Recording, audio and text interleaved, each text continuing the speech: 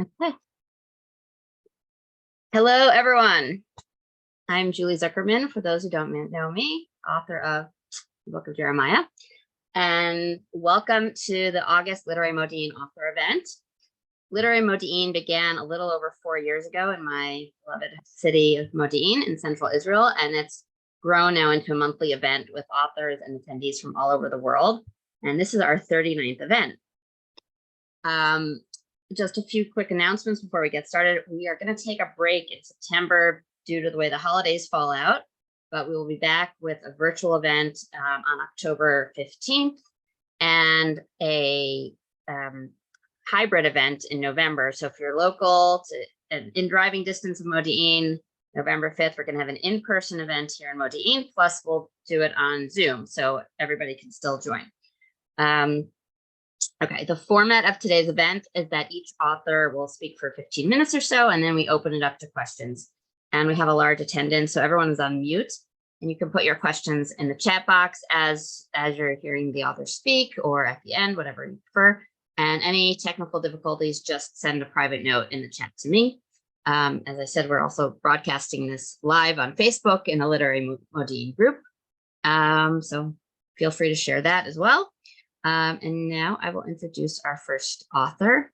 Daphne Kalotay's books include the award-winning novels Russian Winters, Sight Reading, and Blue Hours, and two story collections, Calamity and Other Stories, shortlisted for the Story Prize, and The Archivists, winner of the Grace Paley Prize.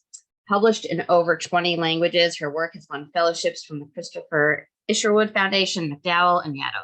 She lives in Somerville, Mass. So let me just spotlight Daphne and she can take it away. Thank you so much, Julie. I'm really happy to be here, and also really happy to be here with Michael and Yoni, because I was thinking about this earlier, that I'm talking about short stories, but I have written novels, and Michael's a novelist, and I think that stories are really close to poetry. So I think this is a really great mix. So as I said, I write novels and stories, and my fiction concerns the ways that we try to make sense of lived experience, which might sound simple, but in fact, if you think about it, this is often a great challenge in our lives. I'm especially interested in our individual experiences of large-scale events, so political upheaval, social changes, war. My work examines how these events that occur on the global stage, so at a macro level, affect us at an intimate micro level. To me, that's the power of storytelling, to distill something that might otherwise remain at a conceptual level, so an idea. For instance, a long ago war in a far off place, into a powerful narrative that readers care about, that feels related to their own current lives. And I think that sometimes that's what's missing in some more straightforward historical fiction, connecting the past to the present, or the seemingly foreign, what's happening abroad or over there somewhere, to what's going on here, wherever your here might be. So I really want to amplify those resonances, connecting our world that might seem really broad, but in so many ways is small. And I'm really preoccupied by these reverberations across nations and borders. This preoccupation stems from my family history, and that my father is a child survivor of the Holocaust, who at age 16 fled Soviet-occupied Hungary and eventually arrived in Canada. So I grew up among a lot of immigrants who had lost, on the one hand, all their relatives, including my father's father, but then restarted their lives. And this sense of both unimaginable tragedy, but also astounding rebirth often translates into what I write about. I also incorporate true stories from my family into my work, which brings its own set of moral questions and challenges. So for instance, the life of my family in communist Hungary and how they fled as refugees into Canada, I transposed into Soviet Russia for my first novel, Russian Winter, which is this book. And in this book, I also wrote about dancers and poets and composers living under Joseph Stalin. And I often tend to write about artists in pretty much all my books. And in that book, I was also able to import some of my family members' recollections of the World War II concentration camps into a section of the book that I'd based on research about Russian gulags. So that was my way of dealing with something that was too painful at the time to deal with in a more straightforward fashion, and I had to sort of mutate it. My most recent novel, Blue Hours, which is this one, also concerns the long reach of history. And in this book's case, it's about Western intervention in Afghanistan. My new collection, which I'm going to read to you from in a minute, The Archivists, concerns what we remember or attempt to remember, or even maybe bury or try to forget.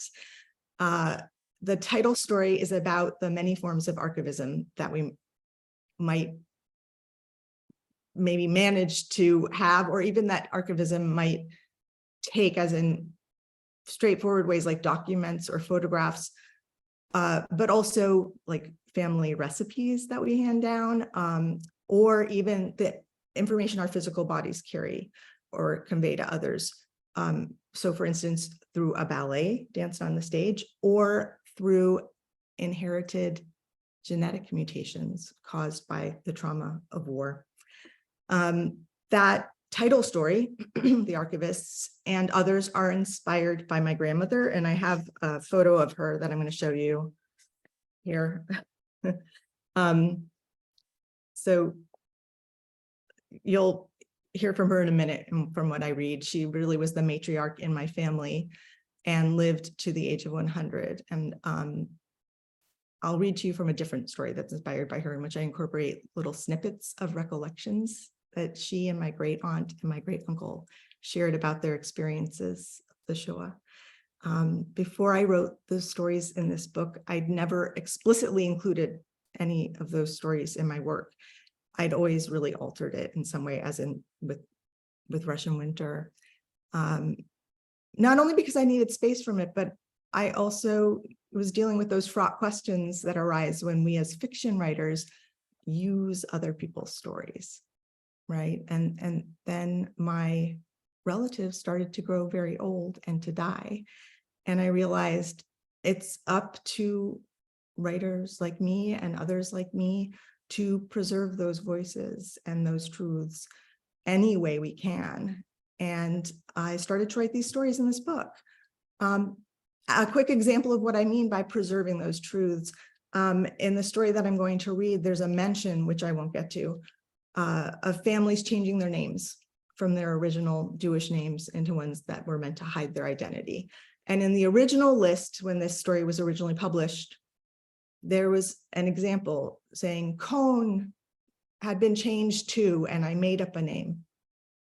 It was changed to Kopp, and that was published that way. Well, really, that was my family name, and Cohn was changed to Kalotay in my example, in my case. And when I was putting this book together and editing the story, I put that back in, the reality of it, because I thought, I want this to go on record. That was my family name, and it was changed. So although a lot of this material might sound heavy, the one other thing I want to say is that it's really important to me that my work always have humor in it, because I know that a sense of humor is what kept my relatives going in the darkest of times. And I also myself tend to see the absurdity in bleak circumstances. It's the way I look at the world. And so with that, I'm going to read to you from the very opening section of this book. It's a story called Relativity, and it's based on my grandmother. And I hope you'll get a sense of both the humor and the seriousness of the story. All right, Relativity. According to the notes in her file, Rosia Fisher, age 99, of 124 Babcock Street, was dying. Her heart and kidneys were on the verge of failure, not to mention the raw sore on her foot from one of those new antibiotic-resistant infections. Yet hospice had trundled her home and abandoned her after she insisted she wanted no more to do with them. Robert, who had overseen Rosa Fisher's case for the past 4 years, sat uneasily beside the hospital-issued bed. "We provide a contract lawyer free of charge," he explained, part of the dour conversation that was among his duties. He would also, again, be coordinating Rosa Fisher's remaining doctor's visits, food delivery, hygiene services, and the aides who came to run errands and see that she took her pills. Though the doctor, a fellow by the name of Turley, hadn't seemed particularly insistent about the pills. "For any legal documents you may need," Robert continued, though it felt wrong to him now.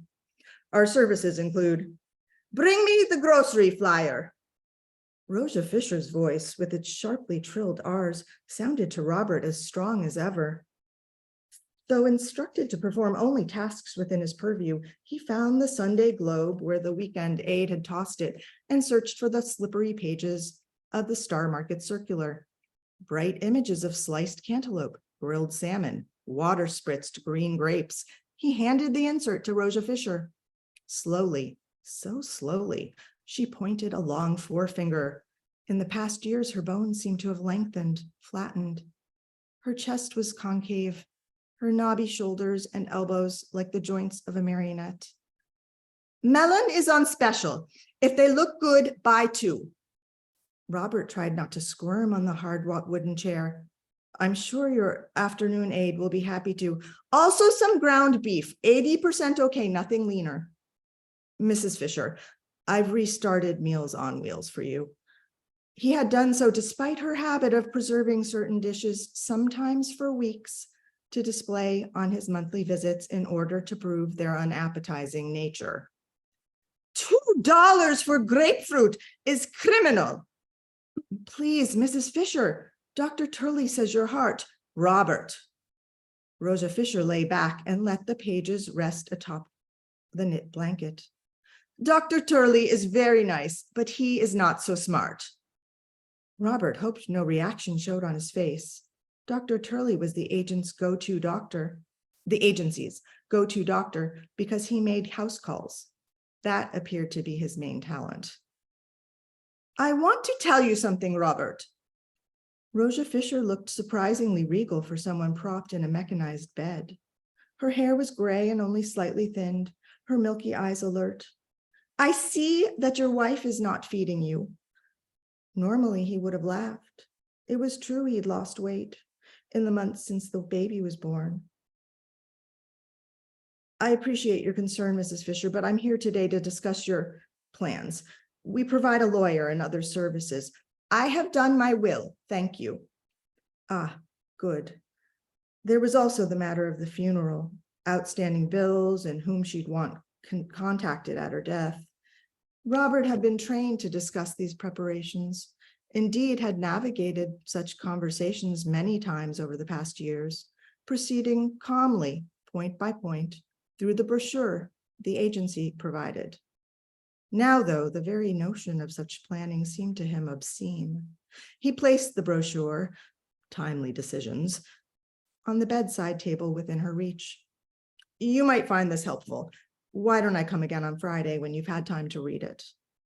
Not that it had ever seemed to him right to discuss death as a simple business matter. Some clients responded with affront. Others, like Rosa Fisher, appeared generally unfazed. Perhaps at such a great age, death no longer frightened. Or perhaps when you've survived Auschwitz, Buchenwald, and the surgical replacement of 2 hips, death seems something you might cheat indefinitely. And I'll stop there.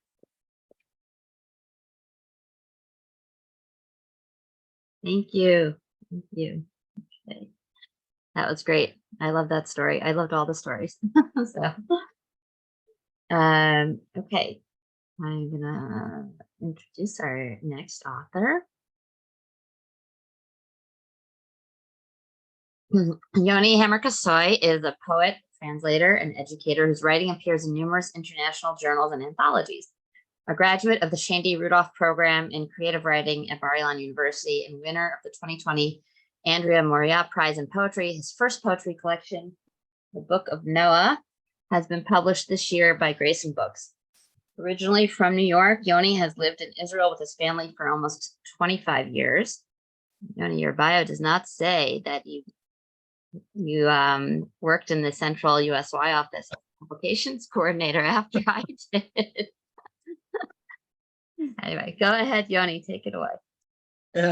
Yeah, I guess there's a lot of things my bio skips over and glosses through, but that's a different reading. Thank you, Julie, and thank you, Michael and Daphne. And everyone who's here. It's just fantastic to be part of this literary gathering, and it's really it's very exciting. This is in some ways this is my first reading of this book, so have not yet had any in-person ones. They'll be happening at some point over the coming months in Jerusalem, but this is really the first full-on reading of the book, so it's very exciting to be doing this as well. I'll preface just with a few comments about Noah. Why Noah? What am I interested in Noah? And in some ways, my fascination with Noah began with his silence. That looking at the reading year after year the story of Noah in the Torah, I'm always struck by his silence. And yes, the Midrash fills it in, and there's many different glosses over the course of the years that the rabbis have come with, but ultimately the text itself presents Noah as this very silent character. God comes, says, Noah, build an ark. He builds the ark, he does everything he's supposed to do, and we never really hear what's there. So I found myself writing to try to fill in those silences. And a funny thing happened on the way to doing that, and then the course of filling in those silences, I came back around to my own self, and found myself writing about things that were more current, but perhaps reverberated and adjacent to the issues of Noah's time as well, of questions of a world in danger, of environment, threats of destruction, and so on. And I'll mention a little bit more about that as I read. And so that's sort of how the collection evolved over many years, sort of echoing one against another. And the book, as it has come out, has three sections. First section is called Ark, and it talks about Noah, but it also has poems about our own, at some level, the arcs that we build for ourselves, and probably impossible to ignore the fact that many of these poems were written during the time of COVID. So there was a certain amount of sheltering that we all did, along with these poems as they were being written.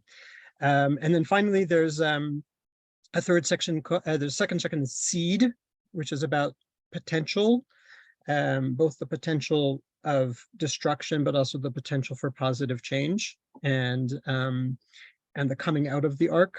And then the final section is called A Bow in the Clouds, which focuses a lot on the environmental issues. There's a certain amount of documentary research that went into that section. But ultimately, trying to get away from the doomsday voice, which was something that has sort of been bothering me all along the way. I'll actually start with one of the first poems of the collection, which I think sets the tone, or really launches that whole question of turning to Noah, but really trying to understand what does it mean for us today. It's called Dear Noah. Dear Noah, the days stack like coins on a scale, and summer tips toward another end. You feel it in the August heat. You hear it in the burr of cicadas and flap of sparrows snatching grapes from a stunted vine in the garden. I used to think people talk about weather because they're afraid of silence. But what did you say when you came in for dinner, sawdust on your shoulders and stuck in your beard, and your wife said, "Please, that's enough"? Don't tell me your generation refused to see the towering anvil clouds even after it started raining, and I won't tell you it's too late for mine. I'm trying to find a voice that doesn't push away, that hews close to beauty, but my optimism has become like a last rhino in captivity. We have forests and towns that combust under a fist of sun. We have mosaics of dread laid one tessera by one. We have satellites winking far above, supercomputers predicting short-term doom and long-term destruction. I'm calling out to you, Noah, because you saw everything wash away and begin again, because I want to know if there's more to do now than build a bigger boat and keep a neater zoo. So that's one of the poems that opens the collection. And a friend of mine said, I poke at Noah. I poke at Noah a lot, although I don't necessarily get a lot of answers. I poke at Noah, at Mrs. Noah.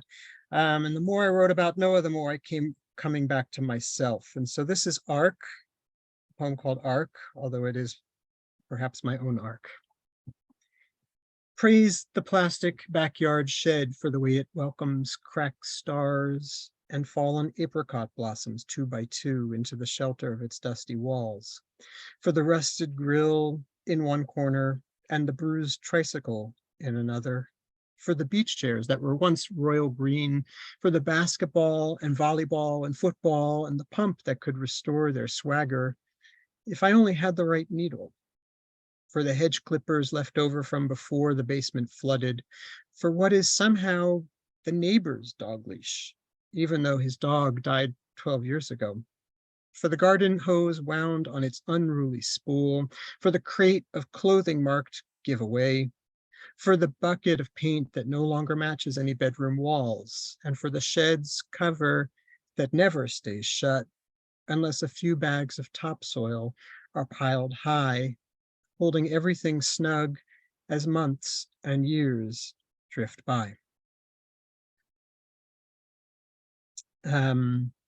So I want to talk a little bit about, those are the arc, those are the sheltering. There's a poem that starts the second section called Everything Contains a Seed of Its Undoing, which I think, yes, everything contains the possibility for disaster, but I think everything also contains the possibility for change and for growth and for who knows what we can bring out of it. And so that's in some ways this next poem, which is in that section of seed, Sea Squill in the Garden. A sea squill is a chatzav, and I suppose it's an interesting question about language, how much Hebrew, how much transliterated Hebrew, how much, I don't know, it's always a question, but in this case, a sea squill was something that was easily available, perhaps even more so than a chatzav. So, but in any case, they're both, whether it's a chatzav or a sea squill, it's something that is potentially very lovely at the end of summer. So I suppose I picked that for its time now as well. Sea Squill in the Garden. All year the sea squill lay in the ground between rose bushes and a stone wall, exactly where the kids planted it with great fanfare. An onion-sized bulb, cradled in both hands, famous for its bulk and end of summer bloom. All year it lay there like a whale's heart, beating 2 or 3 times a minute, while the world above spun from current events to home remodeling. Despots and interior designers united in desire to tear down and rebuild in their own image. All year it lay there in the dark, silent enough to be forgotten, and no one can say whether it developed a taste for tea with lemon or 19th century novels, or if the roses minded having such a quiet neighbor. And no one said a word when its stem didn't grow and its flowers didn't unfurl to the plum wind of shortening days.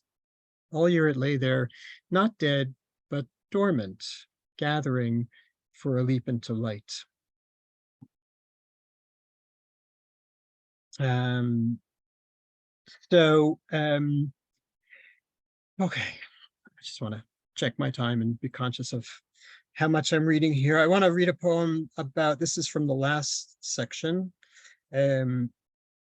which going back a little bit in time in terms of our summer schedule. This is to Apollinia on the longest day of the year. Apollinia is an area of open water surrounded by sea ice. It was borrowed by the mid-19th century explorers from the Old Russian, which from a word meaning empty or hollow. Yeah, I guess it's easier for me to read than to talk about. To Apollinia on the longest day of the year. What I want is an explorer's hunger to name every sun-slanted flow of ice, to point north under midnight gloaming and keep going until the next discovery. What I want is a next discovery, not this thumb scroll through the news. Last week it was hotter in Siberia than at the Dead Sea. This week wolf spiders bore a second clutch of offspring in the Arctic summer. Are the days not dire enough? With so many facts, I've forgotten how to feel. Let me know you with sudden wonder at unmapped expanse. Let me dive into you head first and watch a bowhead whale surface for air. Wait until a snowy owl pounces on an eider duck. Given enough time, I would stay and listen to the wheels of migration swing beneath aurora curtains. Given enough time, I could become like you, far from any headline with the wind at my back and a fathomless upwelling beneath my feet, and in that parting, find a patch of open water. So one of the things I think that is of this moment that many of us are dealing with is a kind of grief having to do with the environment, having to do with the situation that we're in. I wonder about Noah, whether Noah felt this kind of grief, what kind of grief. The text is so silent about it. But of course, grief is connected to love, and we grieve because there are things that we're in the process of losing. And without being preachy about it, I want to play up the things that we're losing so that we may care more about them, do more about them. And I'm not the soapbox kind of person, but I want to put us in a place where we pay attention to the things we love, and make the personal choices, Noah in his generation, but also pressure the politicians to do the things that they need to do. Okay, and end of soapbox. But what I do want to read is perhaps one last poem. And it's called Disappearing ABCs. And just a note on form. I love form. I like to play with form. Perhaps my favorite is prose poems, and maybe my next favorite are sonnets, because they're like little puzzle boxes. This one's called an abecedarian because it goes through the alphabet and lists off based on the letters, and you'll see why I think it is the form for this poem. Disappearing ABCs. And what might my children's children say about their old board books and blocks crammed full of catastrophic loss? I never missed the dodo or eastern hair wallaby, so why should they fret about unseen tree frogs or mountain gorillas? Perhaps going is only gone if you've heard honeybees praise an almond grove or sailed the sloop of an Indian elephant's back. What if they flip past the Javan rhino and the killer whale because they'd rather shiver when I roar like a lion? I'll tell them love-struck manatees sighed at the moon, that dentists once knew how to treat a narwhal's toothache, And if they don't notice my sorrow over the orangutan or believe passenger pigeons flew in rivers across the sky, then at least we'll question together what the quokka ate for dinner. There really was a big, bad red wolf until there wasn't. And some sea turtles long outlived the dinosaurs until they didn't. Maybe the tiger, with its simmering rage, will do what the umbrella bird or vaquita somehow can't. Speak to them from the dead, explain alongside the whooping crane and woolly mammoth what it means to be hunted until X, and why not even a zebra is left at the zoo. Thanks, everyone. That was great. Thank you, Yoni. Okay. Let me introduce Michael. Michael Golding is the author of Simple Prayers, Benjamin's Gift, and a poet of the invisible world, which was nominated for the Lambda Literary Award and was the recipient of the Pharaoh Grumley Award. Yeah, actually, your bio doesn't say, and your new novel, Quick Bright Things. His novels have been translated into 10 foreign languages. He is also a screenwriter whose works include the adaptation of Alessandro's Varicose Silk. As an actor, Michael has performed in numerous plays and musicals, including 21 productions of Shakespeare. He currently lives in the foothills of the Sierra Nevadas in Northern California. So let me spotlight you, Michael. You can take it away. Thanks so much, Julie. It's so nice to be here, just to be among people who love to write and people who love to read. While Daphne and Yoni were giving their readings, I had to actually reach for a piece of paper because the neurons were firing in my brain. So very inspiring. Thank you both. I'm going to speak about my most recent novel, which is called Quick Bright Things. It's about a group of people putting on a musical version of A Midsummer Night's Dream during the golden age of Broadway. I think it's a joyful book. I know it was joyful for me to write, and it's a bit of a departure for me. It's my fourth novel.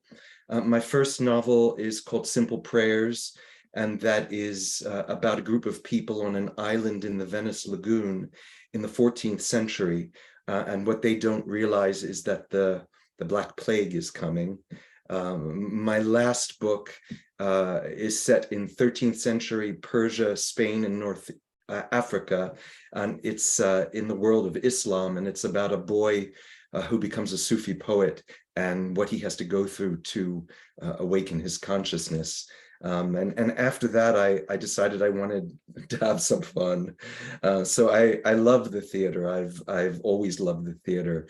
And this book is my love letter to New York, to the theater, and also to my Jewish roots. I was always torn between acting and writing when I was growing up, but the part of me that wanted attention didn't think sitting in a room and writing for hours was a great idea. So I went to New York and did a lot of off-Broadway, lots of Shakespeare musicals, but there was this part that always wanted to write, but I couldn't concentrate in New York. So I decided to move to Paris. And I said, I'll take a year, I'll sit in cafes, it won't go very well, and then I'll go back to New York and keep acting.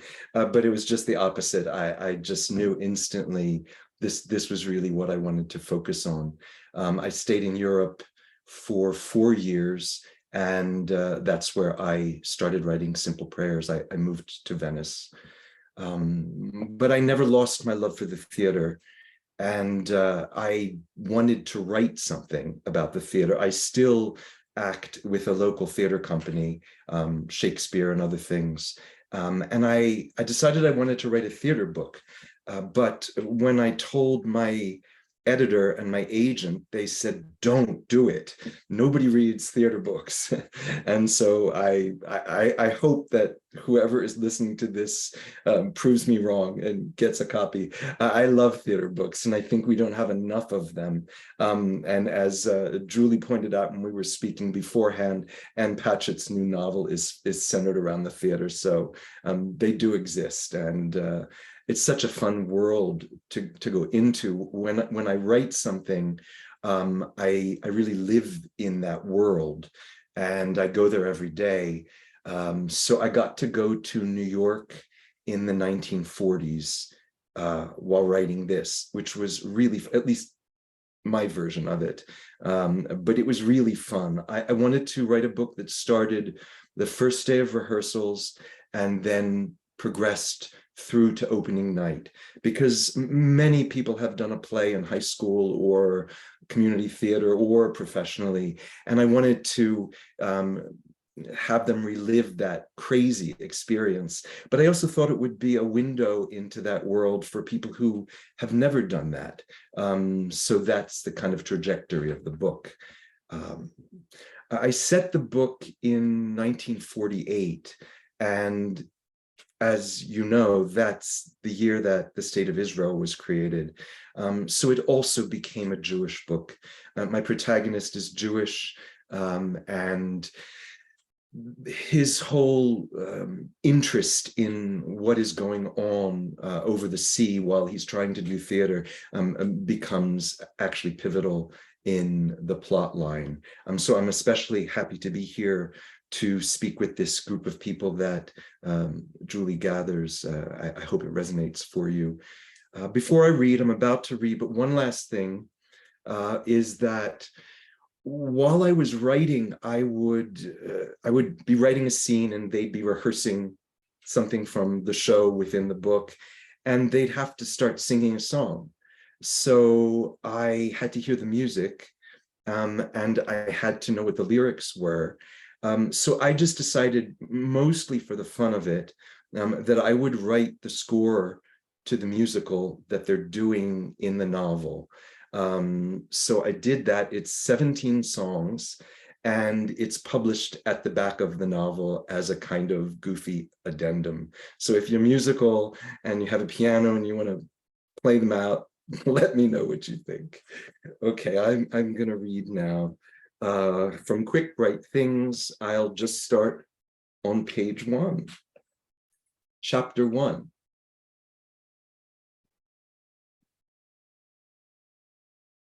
When Artie awoke, warm in the bed like a fresh-baked potato knish from Zuckerman's Deli, he was not only uncertain where he was uncertain for a brief halcyon moment who he was.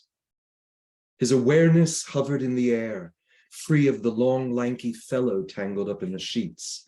And it was only when he smelled his mother's latkes on the stove that he snapped back into the fluid contours of his body. In the dream, he was playing a Steinway in an opulent hall, while a tuxedoed and gowned crowd sat rapt. They were one heart, one unified mind, as the bright sounds filled the room. As he played on, however, a strange voodoo occurred. Each phrase, as it rose from the strings, became a cluster of sand, which rained down over the crowd. It fell on Artie, too, coating his feet, shrouding his legs, till it covered his hands, and the music stopped, and he crashed into the day. Now, as he lay in the bed, he tried to separate the dream from the room, from the moment he'd been suspended between the two. It was too cold to throw back the covers and step onto the bare floor. If the audition went well and he got the job, he'd buy a pair of warm slippers, maybe even a rug. The audition. Had he missed it? Was he doomed to spend his life gutting chickens in Mr. Rosenzweig's shop? He looked at the clock. 8:15. There was still time to dress, eat his breakfast, and get to Times Square before 10. For God's sake, Artie, wake up! You're gonna miss the whole day. I'm up, he yelled back. I'll be right there. He threw back the covers, leapt up, and tore off his pajamas. Then he scrambled into the clothes he'd laid out the night before. The white shirt, the black pants, and the red sweater his Aunt Bess had made for his last birthday. Herbie Levine had told him red was a good color to wear to an audition. It said cocky, it said confident. So he laced up his high holy day shoes, put on his glasses, and dashed from the room. So you figured the eggs wouldn't make it? What do you mean? You look ready for a funeral. Artie pulled the chair from the scratched table and sat down. I'm sorry, Ma, but nobody wears red to a funeral. Then what? I'm meeting Max Jacobs. His pa's taking us out for a fancy lunch. At 10 o'clock? It's on the Upper East Side. Artie reached for his coffee. He told me to meet him at the zoo at 10, then we'll walk to his pa's office. Sarah Koretsky Isaacson stared at the gangly creature she called her son. How could she feel so much love for someone who made so little sense? Who would rather make music than read a good book? Who was so goddamn skinny? Why had she worked her fingers to the bone so he could take those piano lessons and sleep on the couch so he could have his own room? Where did it come from, a love like that? And why did it cause so much pain? Just promise me you won't be late for your shift at Mr. Rosenzweig's. She placed Artie's plate on the table, and that you won't gut chickens in those shoes. Artie jabbed a piece of his toast into the yolk of one of his eggs. He hated lying to his ma, not because he hated lying, but because she always wound up finding out the truth. But he couldn't tell her about the audition. She'd jinx the whole thing. He'd tell her once he got the job. Even Mr. Rosenzweig's chickens couldn't compete with being the rehearsal pianist for a real Broadway show. But he wasn't sure he'd get the job, so he couldn't tell her about the audition. I worry about you, Artie. You worry about the weather, the neighbors, the meatloaf. Don't be disrespectful. She pulled out the other chair and sat down. You should be glad you have a ma who worries about you. It's an awful world. Oh, for Christ's sakes, Ma, the war's over. Life's good. Believe me, said Sarah, they'll find a new way to torture us. Artie took a bite of one of his latkes and washed it down with a gulp of coffee. Sometimes he hated being Jewish. The endless guilt, the unspoken belief that Jews were treated badly by non-Jews because they hated the fact that Jews were smarter than they were. He hated his name, Arthur Abraham Isaacson. It sounded like the name on a shiny plaque on a hospital wing. He hated Mr. Rosenzweig's shop and the sweaty hugs of his Zaftig aunts. But he loved the Torah and the kids who played stickball on Mott Street, and he loved the food. Chopped liver and blintzes and matzo ball soup. Artie loved eating almost as much as he loved music. So he took another bite of his ma's latkes, perfectly crunchy on the outside, soft but never soggy on the inside, and tried to soften her gloom. There's a new Ronald Coleman picture at Radio City. That's nice for Ronald Coleman. Why don't we go? And who's got the money for pictures? Artie gazed at his ma across the table and tried to remember the last time she'd seemed happy. He could conjure up a laugh here and there, but the only real joy he could recall was when he'd thought about becoming a rabbi. It had started around the time of his bar mitzvah, a call to something higher, a sudden yearning to pierce the illusions of life. For 2 years, his heart had been filled with God, and his ma had been overjoyed. But then the seductive sounds began to fill his head. He begged to study the piano and took to it like a savant. His need to write music began to displace his thoughts of God, and his ma's hope that he'd become Reb Isaacson went up in smoke. I'm tired, Artie. I'm sorry, Ma. I can hardly work the needles anymore. Artie looked at his ma's ravaged face. She'd been so pretty when he was young.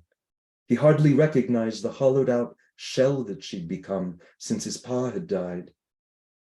If he thought that not going to the audition would plump out her cheeks, he'd climb right back into bed. If he thought that giving up music would bring the light back to her eyes, he'd gut chickens at Mr. Rosenzweig's for the rest of his life. But his ma had settled into being unhappy, like an aching body settles into a warm bath. And since he knew that sooner or later he'd leave, he couldn't ask her to give it up.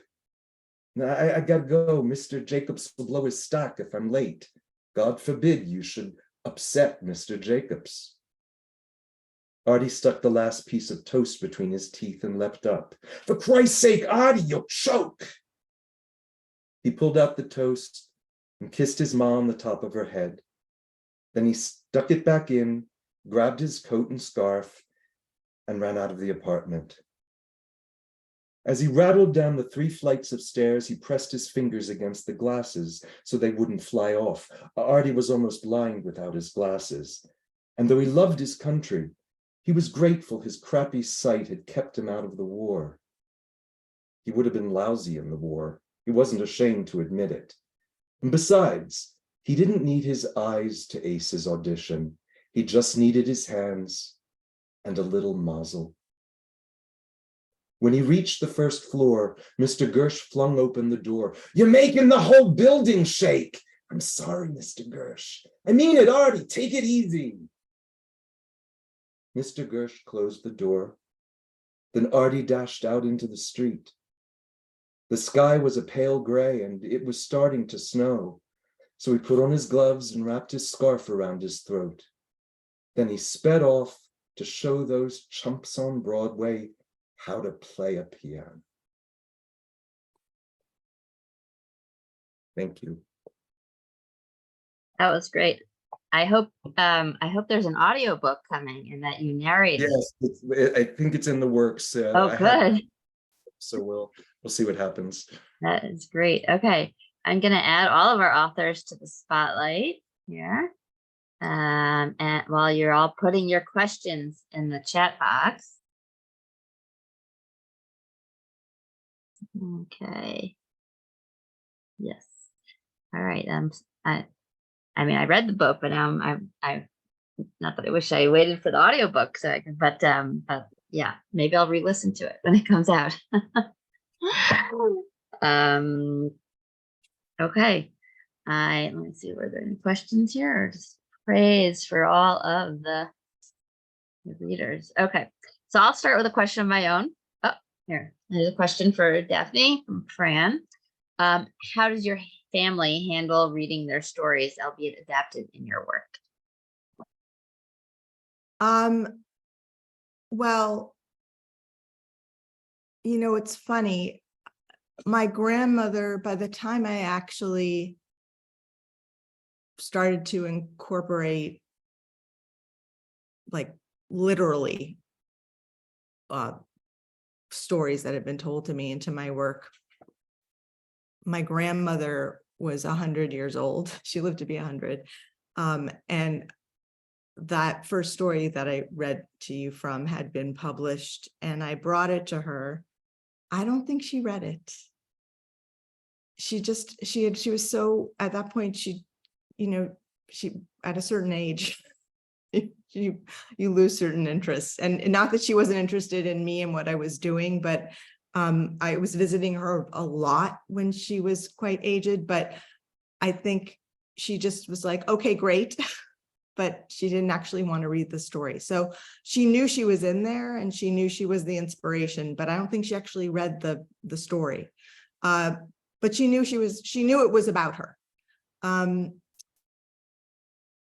think almost everybody is gone whose lines I've used. Even in Russian Winter, there's a character who's based on my uncle, or he's a great uncle, but I called him Uncle George.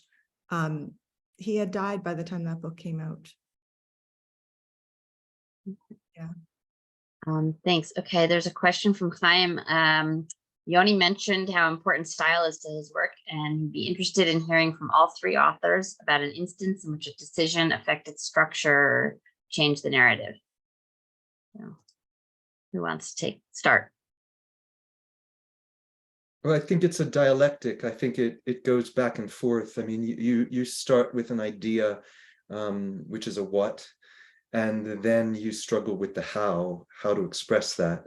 And then you continue writing, and then something rises up that, the book I'm writing right now, I worked on, it's set in India, and I worked on it for about 8 months before a character entered and started to speak with the main character. And I realized I wanted to use him as a framing device, and I had to go back structurally and plot him in throughout it. So for me, it's a conversation.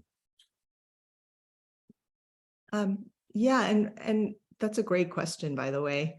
I'm very interested in questions about structure, because in some cases it makes all the difference. You know, for a book, it's how you tell the story. In some cases, sometimes it's the voice, right? Sometimes it's character, sometimes it's structure. You know, with my second novel to be published, but I was writing it at the same time that my first novel, that I was working on my first novel. I had decided on a structure just preemptively, which was, oh, I'm going to use the movements in a symphony. And each section is going to be, it's going to be like the movements of a symphony. So there's going to be this many parts, and they're going to be organized this way. Well, that's a nice idea. And it gave me a sense of security, but it meant that I was trying to kind of cram everything into these preordained boxes, right? And then it couldn't grow in the way it needed to grow. So it took me probably, I don't know, over a year to realize you have to change the structure. This isn't working. I guess it's easier when I'm writing a poem. I don't have to wait a year. But it's in terms of form, although sometimes a poem in a later version might change, but I think a poem, at least when I'm working, many times I'll work with an idea or a line or two, and I don't necessarily know what the correct form is going to be, or what the final form might be. And sometimes I'll just write, and it'll just be this blob of text. And then when I go back and edit, I'm looking for ways to make it, I'm looking for ways that might, perhaps from a formalistic point of view, give it some shape. Sometimes the correct answer is no, this doesn't need, this is more free. Although even in free verse, William Carlos Williams was known to say that even free verse has the ghost of form in it because of rhythm, because of tonal resonances. But if there are lines that keep coming up, so then perhaps it's a form that has something repeating, or if there's or if there's a rhyme or some kind of repeating sound, then maybe a sonnet might be the right thing. And so then I guess it comes back to what Michael was saying in some ways, in terms of the dialectic, that the form then starts to shape a more finalized version. But in some ways, the initial go is trying to see the shape of what a poem might be from within the initial take that I get. I got that question a lot about my own book structure, because for those of you who have read it, it jumps back and forth in time. And I knew I was writing, linked stories, but when I said, okay, I want to call this like a novel and stories, people said, well, okay, then what's the narrative arc? And I had to figure out, I had like index cards with all my, I had 13 stories, like the themes and the characters and the threads and fitting it all together. I had many different options of how to fit it all together. And now I'm actually working on my second book, and I have 10 new stories. But as I'm writing these stories, I know that, like this one is very connected to these other two stories. And I'm already, as I'm writing these, I have an idea more or less of the order that it's going to be in. That kind of brings me to another question that I had for all of you. It's a little similar, but I wanted to hear from all three of you about, tell us about an aha moment you had, or a glorious moment where you knew you had to write about something. A poem, a story, a scene, like, each of you. I'd love to hear an aha moment in the current books we talked about today. Who wants to go first? Michael, you're unmuted. Go ahead. Okay, there we go. You want it related to quick write things? Yeah. Like some sort of aha moment that you had as you were working on the novel? You knew you had to write about it. Yeah, well, I mean, I think I shared one of them, which was the aha moment when I realized I had to write the score of the musical. That was certainly an aha moment, and I also think an aha moment was when I understood that I was writing a Jewish book.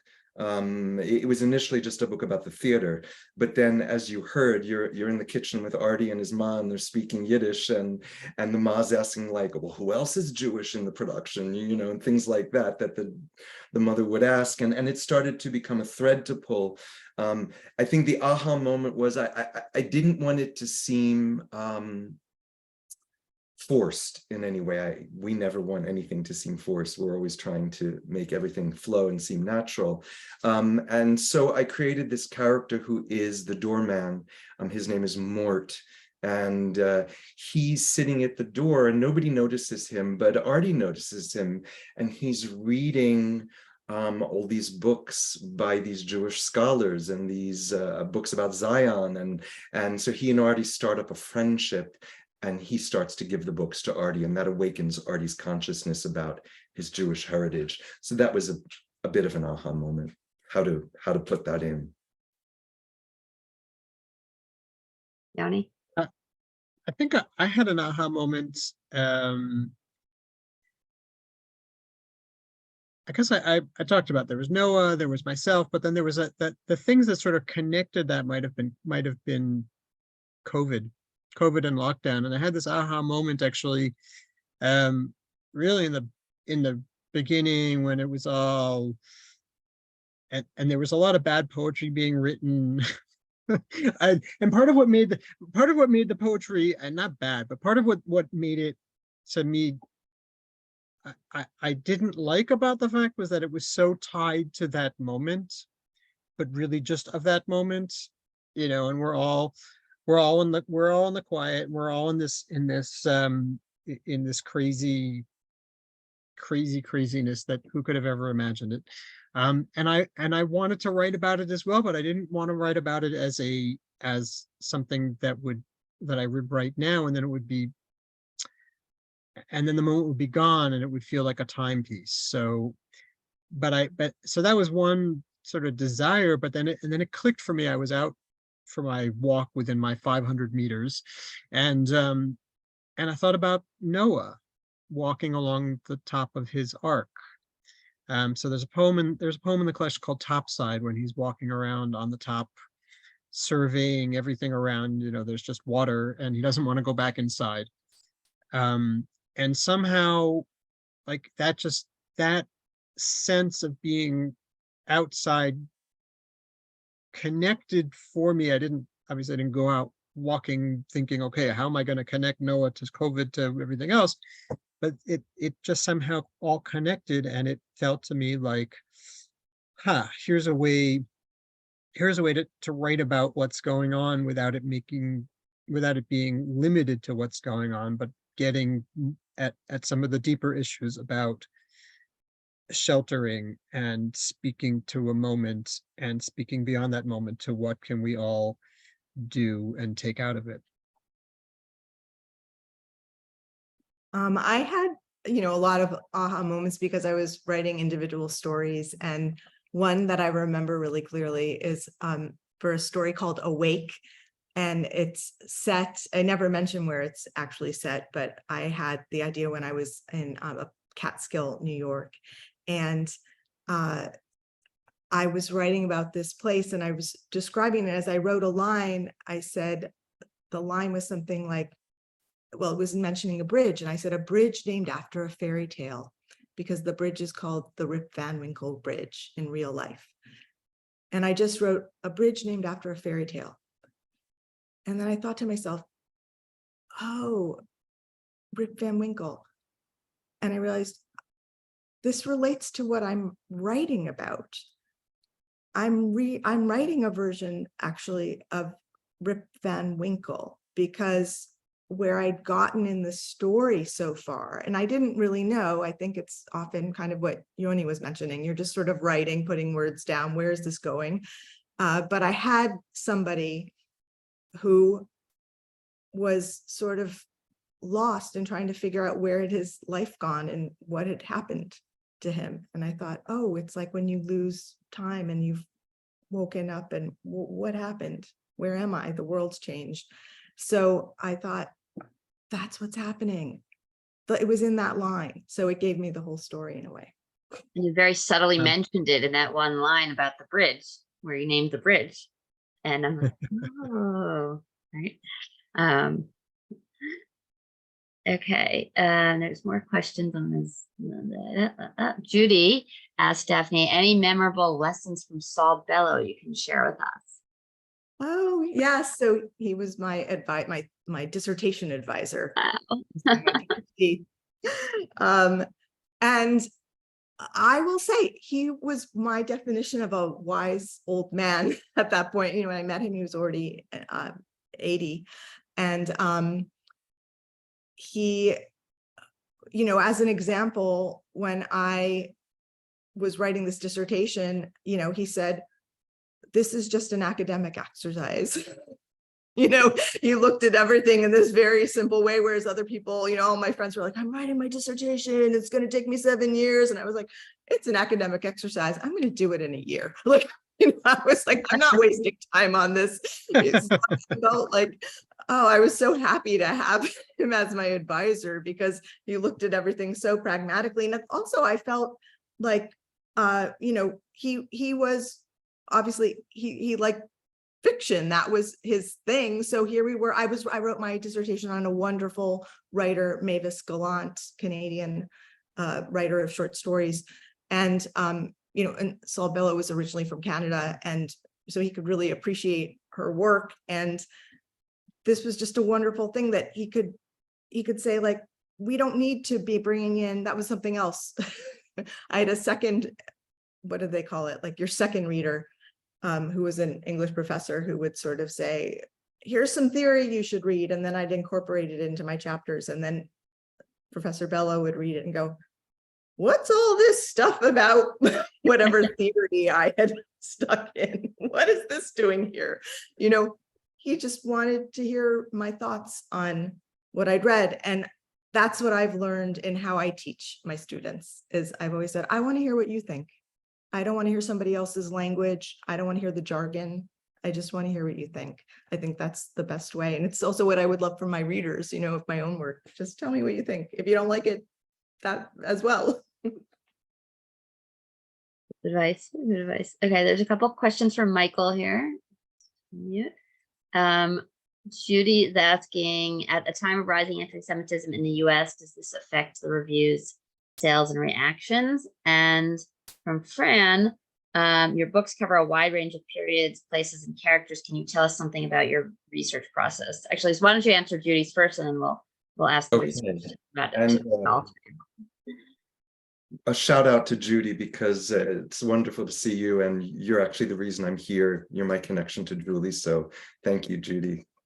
I think when I was writing the book, I think I wanted to return to that time period, which is 1948, because it was such a time of optimism and hope after the war. There was just this feeling like we've killed the boogeyman and everything's going to be fine now.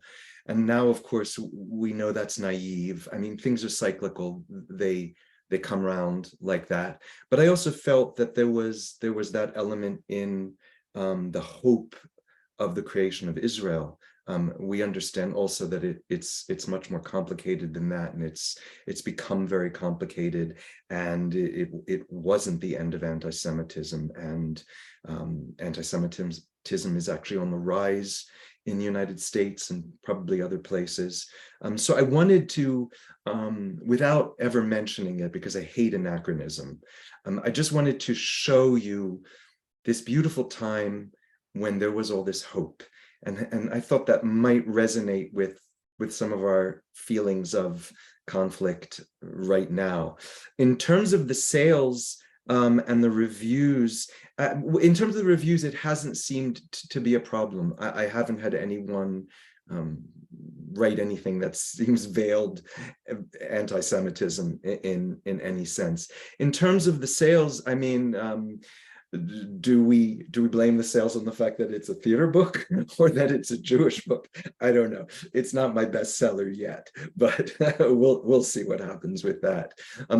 Just quickly, as for the question about the diversity of subjects and research, I don't like to write the same book twice. I mean, for me, the fun is, okay, I wrote a book about that. What else could I learn about? Because for me, the writing process is like a little mini master's class or doctoral thesis. I get to study and learn and figure out what my relationship to something new is. So all my books are very, very different. And I love research. So I usually read 20 to 50 books while I'm writing my book. And it also addresses the idea, I don't experience that thing called writer's block. And when I teach writing, I say a lot about that. But also the cheating part of that is, if there's a day when the cup isn't very full and I really just don't feel ready to write the next sentence, I can do some research. I've got all these books to read and I'm dipping into the research, and the research is giving me thoughts and inspiration. And then the next day I write that sentence. So again, it's a dialectic between the two, but I love the catalyst that the book is for me to learn new things. I hear you. I love research too, and I have to find the balance. I'm editing a story of mine right now. It takes place on the Antietam National Battlefield, where these people in the 50s are going to visit the battlefield on like the 95th anniversary of the battle. So I'm like interspersing all this stuff about the actual battle. I'm like, maybe the reader doesn't really care about every single detail. So as long as you can find a balance. I mean, Daphne and Yoni, what about research in your processes?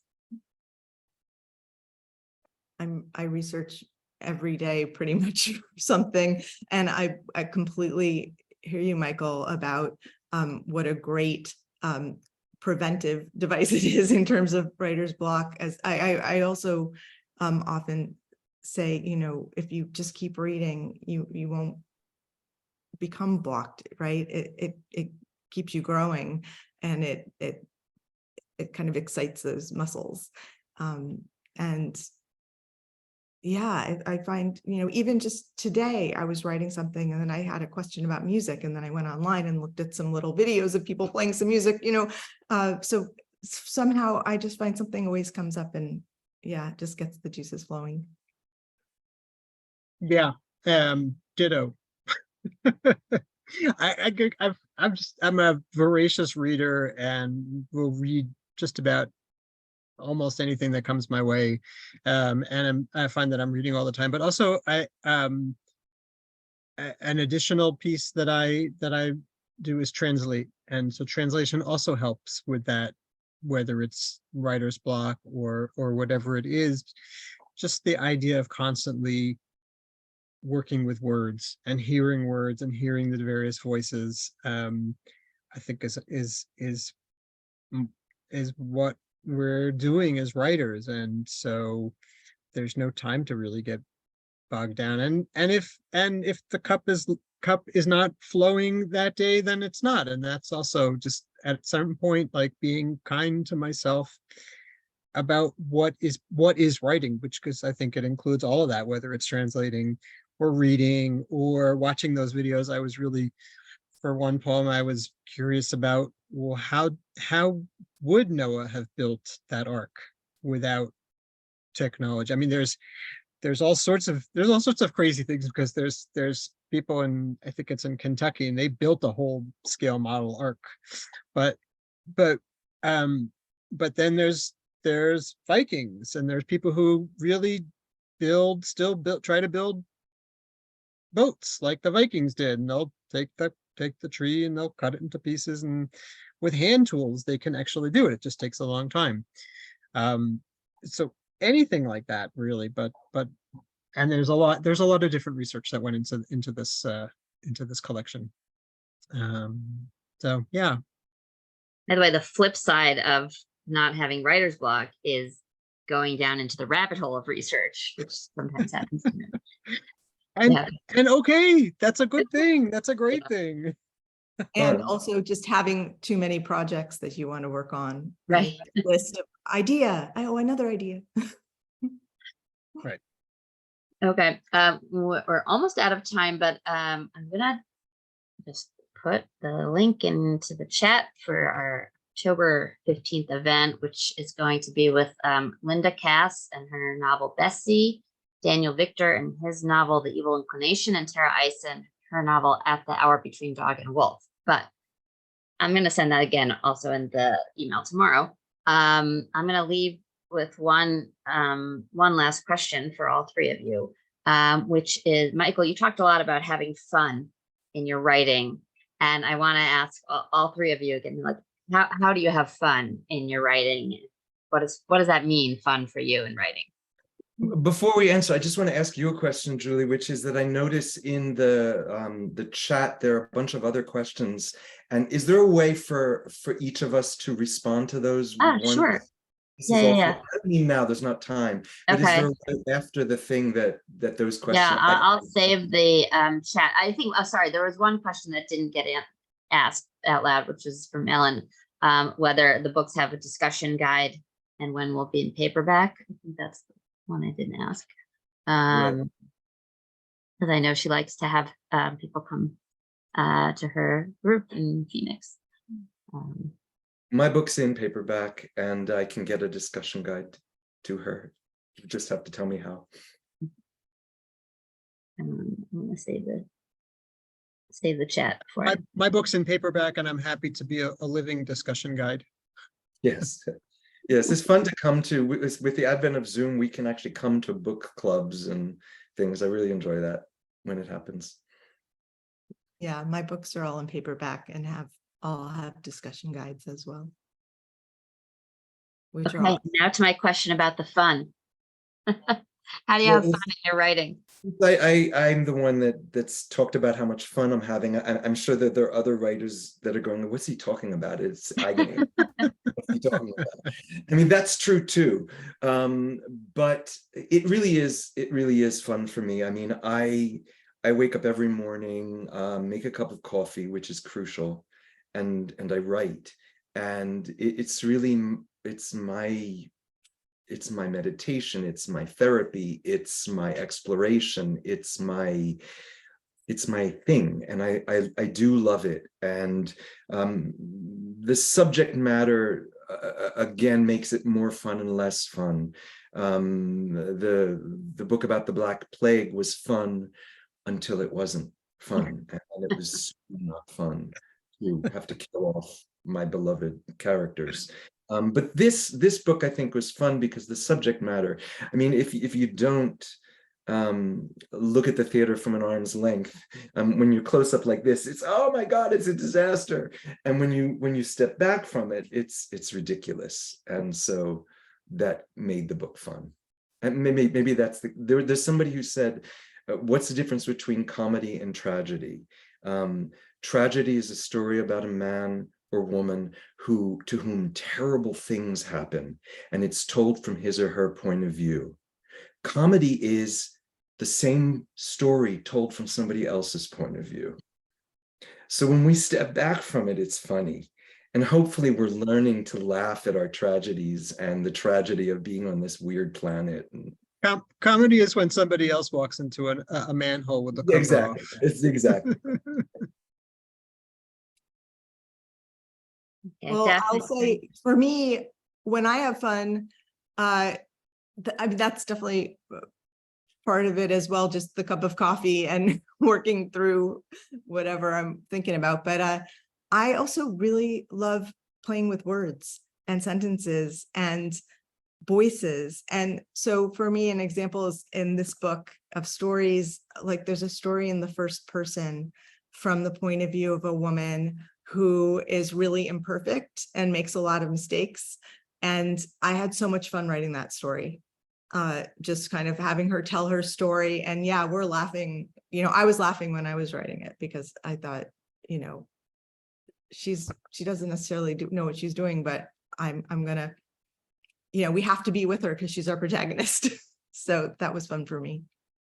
Which one was that, by the way? Oh, it's called A Guide to Lesser Divinity. Oh, yeah. Yes. Nice She title. wants to, she's, wants a would-be Hellenic Right, professor. right. Yoni, how do you have fun in your writing? Well, I mean, everything that's been said so far resonates a lot. I think the only unbearable state of writing is not. So I try to be there as much as I can, and the wordplay and trying to hit the right. I guess I like to crack jokes in my work, and trying to find, but trying to find the right tone that will, so that it doesn't come off as flip and snide and too sarcastic. But poetry doesn't have to, nobody said that poetry needs to be by definition boring and depressing. And so if I can get a smile out of people while still maintaining a serious tone, so much the better. Thank you. Michael, there was one extra question here for you. Were you in productions of Midsummer Night's Dream, and what role did you play? Yes, I've been in Midsummer Night's Dream twice, and it's kind of poetic. When I was a young man, I played Puck, and then quite recently I played Oberon. So I got to experience both sides of that, and it's a delicious play. Fun and wild. I mean, it's an example of exactly of what Yoni was just saying. It's saying very deep things about the human condition, but in such a fun way, such a comic and light, sweet way. All right, everyone. Thank you so much to Michael, Daphne, and Yoni. This is a great evening. And thank you to everybody who joined. And we'll see you in October. Shana Tova to everyone who's celebrating. Probably everybody on this call. Daphne and Yoni, thank you. Pleasure. Thank you so much. Oh, so much.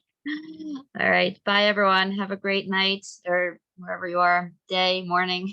All right. Bye-bye. Shana Tova. Bye-bye. Shana Tova.